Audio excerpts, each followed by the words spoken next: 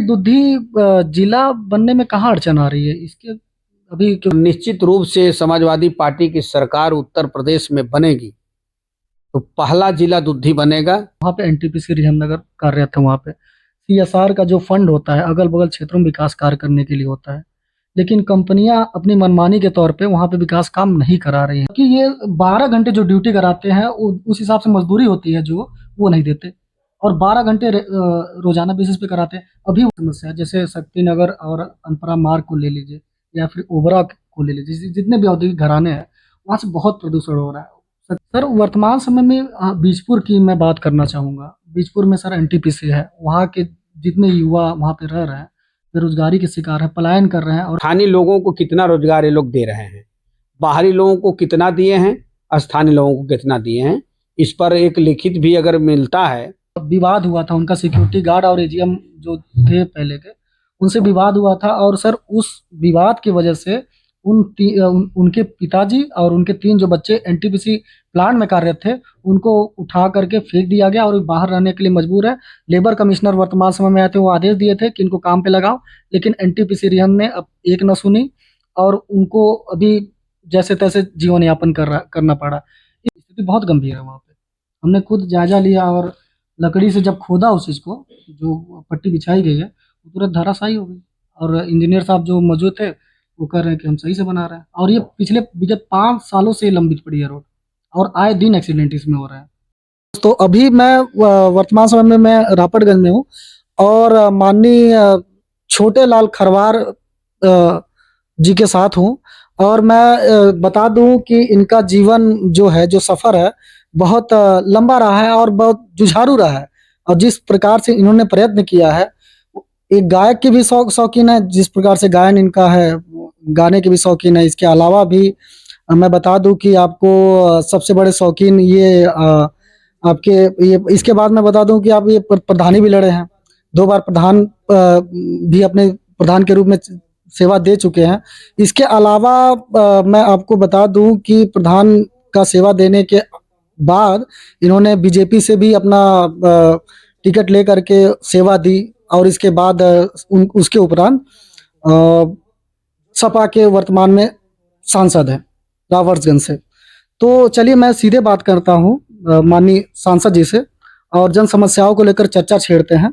सबसे पहले हम शुरुआत करेंगे माननीय बीजपुर बकरीवा मार्ग को लेकर, क्योंकि बहुत ज्वलंत मुद्दा है, आए दिन एक्सीडेंट हो रहे हैं और ये 2 लोगों के पेच में फंसा हुआ है, एक पीडब्ल्यूडी और एक एनटीपीसी सीएसआर के मध्य फंसा हुआ है। तो इसको लेकर के आप क्या चाह रहे हैं और कैसे इसका निदान हो? और वर्तमान समय में भी जो कार्य हो रहा है वो पैचिंग हो रहा है और वो भी सही से नहीं हो रहा है, गड्ढे बस पाटे जा रहे हैं और 10 मीटर 20 मीटर के दायरे को लेकर के पाटे जा रहे हैं। इस पे क्या कहना चाहते हैं आप? देखिए, मेरा दौरा था बीजपुर के एरिया में, तो रोड बहुत खराब था। मैंने जिला अधिकारी से वार्ता किया कि वो रोड को बहुत तत्काल बनना चाहिए, तो उन्होंने कहा कि ठीक है, वहाँ पर हम 3-4 करोड़ रुपया दे देते हैं रिपेयरिंग के लिए, वो हो जाएगा। और उसी प्रकार से अनपरा से शक्ति नगर का मार्ग, वो भी बहुत जर्जर हालत में है। तो उसको हमने भी बोला था कि नहीं, ये सब रोडों को बनाना चाहिए, क्योंकि सोनभद्र में 4 प्रदेश का बॉर्डर और खुद उत्तर प्रदेश इसमें लगता है सोनभद्र जिले में। तो उत्तर प्रदेश में मुझे लगता है कि 5 प्रदेश का अगर कोई है जनपद तो वो सोनभद्र है। तो मैं तो चाहता हूँ कि वो रोड हर तरह से चकाचक बना रहे, अच्छा रहे, इसलिए ऊपर लिखा पढ़ी किया गया था, जिलाधिकारी को बताया भी गया था। उन्होंने कहा भी था कि नहीं, हम उस रोड को अच्छा बनवा देंगे पीडब्ल्यूडी से। आगे आपका क्या है क्या नहीं है मुझे पता नहीं है। नहीं, अभी वर्तमान समय में बन रहा है, लेकिन जिस हिसाब से बन रहा है और जो क्वालिटी है बहुत निंदनीय है। आप देखेंगे वहाँ पे वर्तमान समय में जा करके तो स्थिति बहुत गंभीर है वहाँ पे। हमने खुद जायजा लिया और लकड़ी से जब खोदा उस चीज़ को, जो पट्टी बिछाई गई है वो तुरंत धराशायी हो गई। और इंजीनियर साहब जो मौजूद थे वो कह रहे हैं कि हम सही से बना रहे हैं, और ये पिछले विगत 5 सालों से लंबित पड़ी है रोड, और आए दिन एक्सीडेंट इसमें हो रहे हैं। एक दरखास्त मेरे नाम से बनाकर आ जाए, नहीं जो रोड बनाई जा रही है पीडब्ल्यूडी विभाग से, और वो बहुत घटिया किस्म का मसाला लगा करके बनाया जा रहा है और मानक पूरा नहीं है, इसलिए रोड घटिया है और खराब जल्द से जल्द हो जा रहा है। तो उसके बारे में मैं जांच करवा लूँगा, दरखास्त आना चाहिए साक्ष्य के साथ। वर्तमान समय में सर ये प्रदूषण की सबसे बड़ी समस्या है। जैसे शक्ति नगर और अनपरा मार्ग को ले लीजिए या फिर ओबरा को ले लीजिए, जितने भी औद्योगिक घराने हैं वहाँ से बहुत प्रदूषण हो रहा है। शक्ति नगर अनपरा तो हाल ऐसा है कि आप बाहर से अगर बाइक से अगर जाते हैं तो आँख मुंह पूरा काला हो जाएगा। ऐसे में जनमानस कैसे सफर कर रहा है, इसके बारे में क्या आपकी राय है? देखिए, जनपद सोनभद्र आदिवासी क्षेत्र है और यहाँ पर भारतीय जनता पार्टी की सरकार भी चल रही है। भारतीय जनता पार्टी की सरकार खुद चाहती है कि यहाँ आदिवासी ना रहे।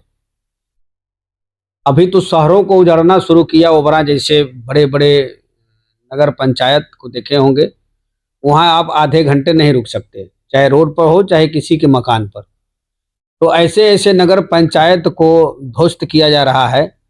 प्रदूषण से इतना वहाँ ज़्यादा है प्रदूषण कि लोग कैसे हैं वहाँ पर, ये बहुत मजबूरी में रहते हैं।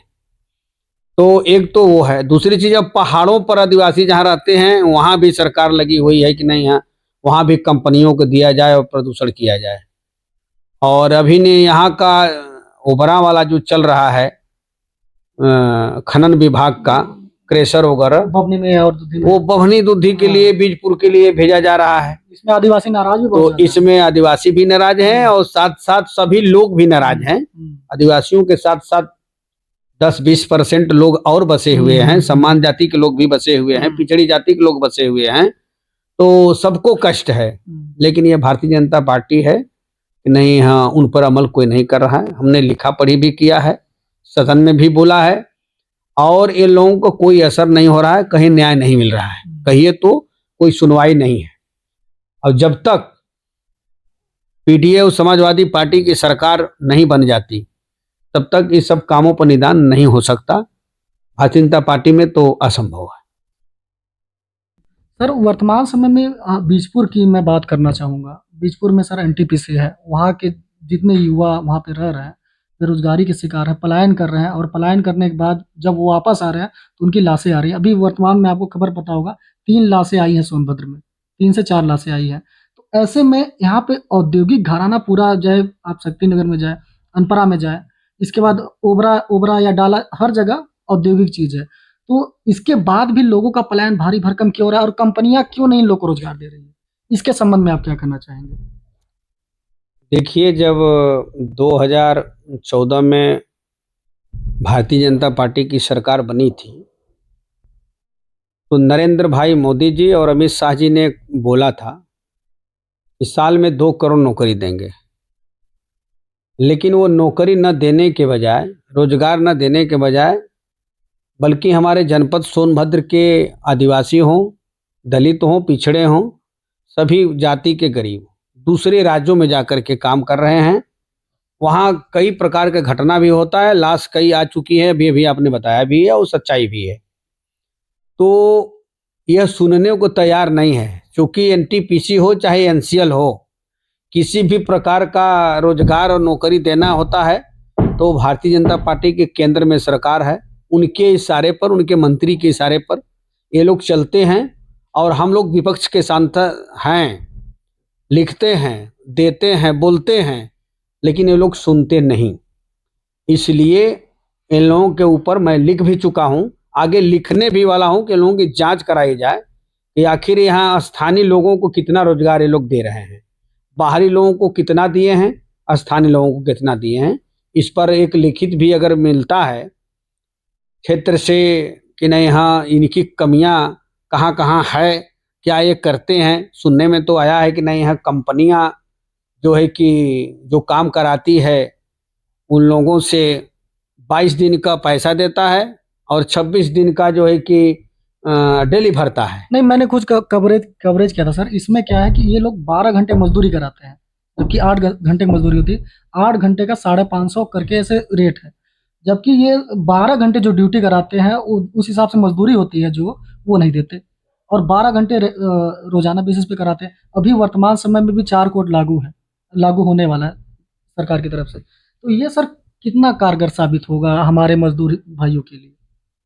देखिए, बराबर भारतीय जनता पार्टी के लोग अपने हिसाब से वो काम जाके करते कराते हैं, और जितने भी वहाँ के स्थानीय लोग हैं, विस्थापित हैं, जिस हिसाब से रोजगार नौकरी मिलना चाहिए वो नहीं मिल रहा है, और उल्टे उनको सताया जा रहा है, 12 घंटा काम लिया जा रहा है, और उनके मजदूरी 26 जगह डेली के जगह 22 दिन का ही दिया जा रहा है। ये भी मुझे शिकायत मिला है, और लोगों से अगर शिकायत अगर हमें मिल जाता है तो इस पर खुद मैं केंद्र में प्रधानमंत्री जी को पत्र लिखने वाला हूँ और जांच कराने वाला हूँ। नहीं, ये सर तो है जो आप बोल रहे हैं, बिल्कुल सही बोल रहे हैं। और इससे भी गंभीर स्थिति है मजदूरों की। 12 घंटे लगातार काम कर रहे हैं, मजदूरी 10-10 के 10 दी जा रही है उनको। और इसके अलावा संडे को भी कार्य कराया जा रहा है, और मजदूर 20-25 किलोमीटर दूर से आ रहे हैं जैसे तैसे। बीजपुर बकरीवा मार्ग की स्थिति देख रहे हैं। इसके बाद भी अन्य जगह है, वो मजदूर बस संघर्ष कर रहे हैं, मतलब उनका सरेआम शोषण हो रहा है। मजदूर मजबूरी में काम कर रहे हैं, उनके पास कोई चारा नहीं है, तो जाए कहाँ, किससे कहें, कोई सुनने वाला नहीं है भारतीय जनता पार्टी की सरकार में। अगर किसी से कहते भी हैं, शिकायत भी जाती है, तो वो कार्रवाई भी नहीं करते। इसलिए जब तक भारतीय जनता पार्टी को उत्तर प्रदेश से लेके केंद्र तक नहीं हटाया जाएगा, तब तक न मजदूर को व्यवस्था बढ़िया मिल सकता है, न आम आदमी को किसी को बढ़िया व्यवस्था मिल सकता है। इसलिए भारतीय जनता पार्टी को हटाना एकदम जरूरी है, सभी लोगों को विचार करना चाहिए इस पर। सर चूंकि मैं बीजपुर से हूँ और मैं बीजपुर का ही बात करूंगा अभी। और सर जैसे कि वहाँ पे एनटीपीसी रिजमनगर कार्यरत है, वहाँ पे सीएसआर का जो फंड होता है अगल बगल क्षेत्रों में विकास कार्य करने के लिए होता है, लेकिन कंपनियां अपनी मनमानी के तौर पे वहाँ पे विकास काम नहीं करा रही हैं, और हिसाब मांगने पे हिसाब नहीं देती हैं। तो सीएसआर पैसा जा रहा है तो जा कहाँ रहा है सर? इसके संदर्भ में थोड़ा प्रकाश डालें सर। सीएसआर के बारे में हम लोग भी लिखते हैं, कार्रवाई बोलते हैं लोग कि बस कर रहे हैं, हो रहा है, लेकिन कुछ होता नहीं है। तो इस पर जांच का विषय है, उच्च स्तरीय जांच कराना पड़ेगा कि वास्तव में सीएसआर का पैसा जा कहाँ रहा है। अगर कहीं जा भी रहा है तो उनको जनप्रतिनिधि को बताना चाहिए, और हमारे चौथे मीडिया के भाई लोग स्तंभ हैं, चौथे स्तंभ हैं इस देश के, उनको भी जानकारी कराना चाहिए कि नहीं है, ये कार्य यहाँ पर हो रहा है, यहाँ होने वाला है, और इतना पैसा सीएसआर का था, और इतने में यहाँ यहाँ कार्य किया गया। लेकिन ये लोग बताते नहीं, इसकी भी उच्च स्तरीय जांच कराया जाएगा। इसमें सर मैं एक चीज़ और जोड़ना चाहूँगा। हमारे यहाँ एनटीपीसी रिजन में 1.5 साल पहले एक अनुसूचित जनजाति के लोग थे जो कि सर्वेंट क्वार्टर में रहते थे वो लोग। तो कुछ विवाद हुआ था, उनका सिक्योरिटी गार्ड और एजीएम जो थे पहले के, उनसे विवाद हुआ था। और सर उस विवाद की वजह से उनके पिताजी और उनके 3 जो बच्चे एनटीपीसी प्लांट में कार्यरत थे, उनको उठा करके फेंक दिया गया और बाहर रहने के लिए मजबूर है। लेबर कमिश्नर वर्तमान समय में आए थे, वो आदेश दिए थे कि इनको काम पे लगाओ, लेकिन एनटीपीसी रिहन ने अब एक न सुनी, और उनको अभी जैसे तैसे जीवन यापन करना पड़ा। इस संबंध में क्या करना चाहेंगे सर? ये तानाशाही ऐसी क्यों है एनटीपीसी रिहन सभी की? बातों को मिलाकर एक ही लाइन में मैंने बता दिया कि कोई सुनने वाला नहीं है भारतीय जनता पार्टी की सरकार में, चाहे वो प्राइवेट संस्था वाले हों और चाहे वो सरकारी वाले हों। जब दरखास्त कोई देता है, उस पर अमल अगर होता है तब तो ठीक है, अमल नहीं होता है, कोई सुनने वाला नहीं होता है, तो सरकार ही नहीं सुन रही है। जिस सरकार से ही उम्मीद नहीं है तो उनके अधिकारियों से कितना उम्मीद अब लगाएंगे। इसलिए जांच का विषय है, और दरखास्त अगर मिलेगा तो जांच जरूर कराया जाएगा। सर इससे थोड़ा हम अलग जाना चाहेंगे। वही तो हमारी क्षेत्रीय समस्या आ रही। सर ये दुधी जिला बनने में कहाँ अड़चन आ रही है इसके अभी? क्योंकि वर्तमान में अगर देखा जाए तो सपा की भी जिला में सरकार थी और सांसद आप स्वयं हैं, तो इसको लेकर के कहाँ तक बात चली है? बड़ा सोनभद्र बहुत बड़ा क्षेत्र है सर। जब समाजवादी पार्टी की सरकार थी तब कोई नहीं कहा था कि नहीं, हाँ हम इस जिला को बनाएंगे। लेकिन जब समाजवादी की पार्टी की सरकार जब चली गई तो लोगों ने एक समिति बना करके मांग करना शुरू किया है। तब से सरकार अब तक समाजवादी पार्टी की नहीं बनी है। लोकसभा 2024 के चुनाव में माननीय अखिलेश यादव जी दुद्धी में आए थे। तो उन्होंने कहा कि आप लोग मेरे सांसद को जिता कर भेजिए और निश्चित रूप से समाजवादी पार्टी की सरकार उत्तर प्रदेश में बनेगी तो पहला जिला दुद्धी बनेगा, इसमें कोई दूरा नहीं है। अब जब तक समाजवादी पार्टी की सरकार नहीं बनेगी तब तक दुद्धी जिला नहीं बन पाएगा। अब भारतीय जनता पार्टी तो सोच ही नहीं सकती है। तो सभी लोगों से मेरा अपील है यही कि सभी लोग मिल करके भारतीय जनता पार्टी को हटाने का काम करें और समाजवादी पार्टी की यहाँ सरकार बनावे। आने वाले समय में सबको हर जगहों पर न्याय भी मिलेगा और दुद्धी जिला भी बनेगा। तो लोग नाराज भी रहते हैं अपने जनप्रतिनिधियों से थोड़ा कि मतलब जो क्षेत्रीय समस्याएं हैं हमारी, और वो चाहे संसद स्तर से हो या फिर विधानसभा स्तर से, हमारी समस्याओं को उठाया नहीं जाता, बताया नहीं जाता, जिससे हमारी समस्याएं समाप्त नहीं होती है। चाहे वो चिकित्सा हो, चाहे शिक्षा हो। अभी शिक्षा को लेकर के भी देखिए किस प्रकार से स्तर बहुत डाउन है।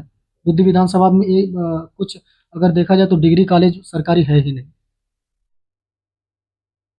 जो कह रहे हैं शायद मेरा फेसबुक नहीं देखे होंगे। नहीं, मैं देखता रहता हूँ, आप आवाज लगातार तो उठाते हम रहते तो हैं। बराबर आवाज उठाते रहते हैं कि शिक्षा एक हो, चिकित्सा एक हो और इनको अलग से आदिवासियों को पढ़ने लिखने के लिए अलग व्यवस्था दे, ताकि एसपी, डीएम हर तरह से अधिकारी उसके अलग बने, अलग पढ़ाई हो और अच्छे ढंग से हमारे क्षेत्र में रोड बने। अभी 6 लेन का आने वाला है, बिंधकारी डोर रोड है, ये 6 लेन बनने जा रहा है, क्योंकि छत्तीसगढ़ और झारखंड, मध्य प्रदेश तीनों राज्य को जोड़ रहा है। और इस पर भी बहुत हमने बोला था और सदन के माध्यम से बोला ही था, लेकिन माननीय नितिन गडकरी जी को भी पत्र भी दिया था। अब लोग देखे भी होंगे, सोशल मीडिया पर भी है। तो इस जनपद सोनभद्र को बहुत अच्छे तरीका से अब 6 लाइन रोड बनने जा रहा है और बिंद कॉरिडोर और पूर्वांचल एक्सप्रेसवे, गंगा एक्सप्रेसवे सभी से जोड़ने जा रहा है और आने वाले समय में बहुत अच्छा रोड बन जाएगा। हमने रियाज किया है, बोला है सदन में, लिखा पढ़ी भी किया है और नितिन गडकरी जी साहब से मिला भी है। लेकिन काम नहीं दिख रहे सोनभद्र में। सोनभद्र ऐसा लगता है पिछड़ते जा रहा है। जिस हिसाब से विकास होना चाहिए, लोगों का विकास होना चाहिए, शिक्षा का विकास होना चाहिए, स्वास्थ्य का विकास होना चाहिए, उस स्तर पे सोनभद्र ऐसा लग रहा है पिछड़ते जा रहा है हर मामले में। भ्रष्टाचार चरम सीमा पे अभी, और लोग परेशान हैं, बेरोजगारी से त्रस्त है, लोग पलायन कर रहे हैं, लाशें आ रही हैं। सर, समस्या तो देखा जा रहा है तो समस्या बढ़ती जा रही है, खत्म होने का नाम नहीं ले रही है।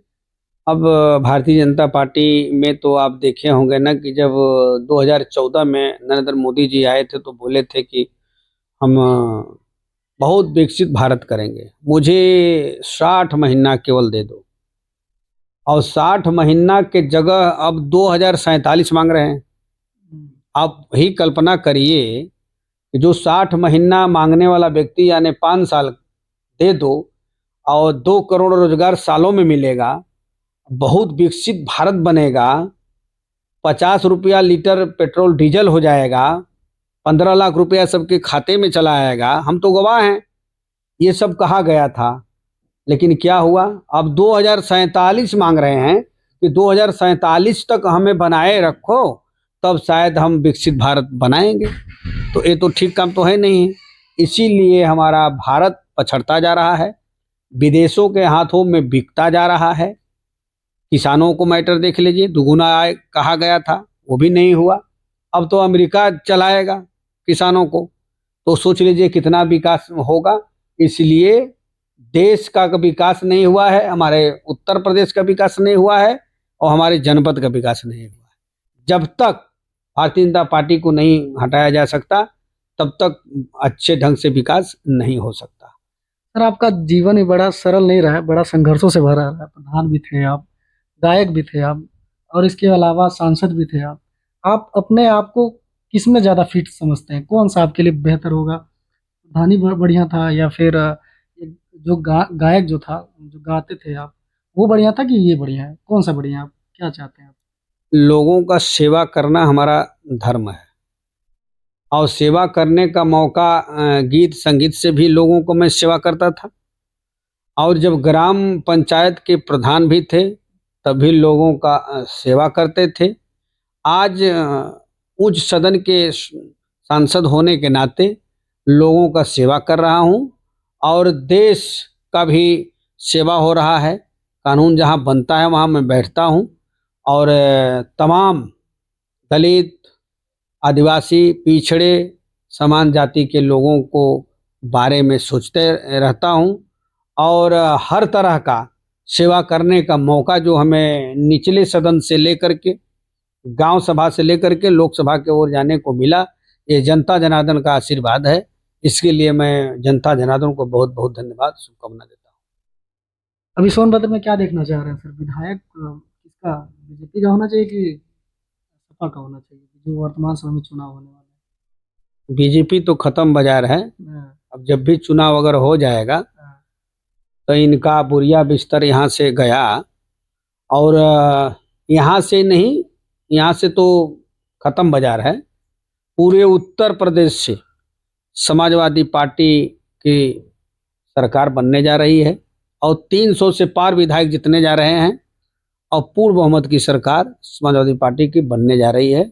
सोनभद्र तो मैं समाजवादी पार्टी ही हो गया है और पूरे चारों विधानसभा यहाँ से जीतकर समाजवादी पार्टी के ही विधायक जाएंगे। सर आप गायकी के बड़ा शौकीन रहे हैं, थोड़ा अगर दर्शकों को अगर कुछ सुना दे तो वो भी थोड़ा खुश हो जाए। और अब देखिए, सांसद जी स्वयं कुछ सुनाएंगे तो जनता सुनेगी तो थोड़ा अच्छा लगेगा। और आपके भी गीत बहुत वायरल होते हैं। अब तो होली का मौसम भी आ रहा है, गीत संगीत का कार्यक्रम होता रहता है, मंच से भी होता रहता है। लेकिन मैं एक बहुत पुराने समय में गीत गाया जाता है कि उस गीत का बोल बड़े अच्छे अच्छे कलाकार गा चुके हैं। मर्यादा पुरुषोत्तम भगवान राम के होली का वर्णन है कि होलिया खेल राम लला, सखी अयोध्या में, सखी अयोध्या में उड़े लाय बीर, होलिया खेल राम लला, सखी अयोध्या में उड़े लाय बीर, होलिया खेल राम लला। राम लला हो भगवान लला, राम लला हो भगवान लला, सखी अयोध्या में उड़े लाय बीर, होलिया खेल राम लला, सखी अयोध्या में उड़े लाय बीर, होलिया खेल राम लला। धन्यवाद भाई।